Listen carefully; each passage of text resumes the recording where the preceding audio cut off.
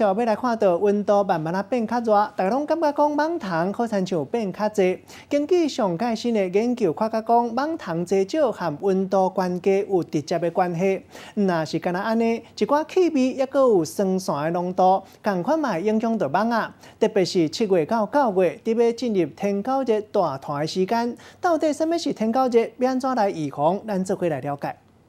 漚翕的热天，蚊虫拢出来，一双脚随去互顶干那亲像红豆仔共款。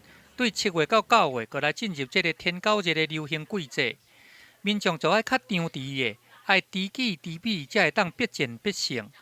头起先就爱了解到底啥是天狗热的。登革热呢，基本上呢是借由蚊子来传播这所谓的登革热病毒哈。这蚊子主要是2种最常见的形态，就是埃及斑蚊跟白线斑蚊。那比较容易的话呢，就是在这种天气比较热的时候啊，或者是说在一些比较潮湿的地方啊，水啦哈，这是没有做一些做好清理的地方。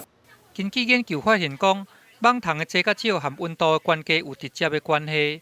毋若是安尼，蚊虫对这个气味、二氧化碳，啊，就是这个热气，伊的浓可度若是较悬，蚊就较高。有袂少民众想袂到讲是安怎家己较会去互蚊叮咧，怀疑讲是毋是伤爱食肉，啊体质变较酸，蚊才会甲叮。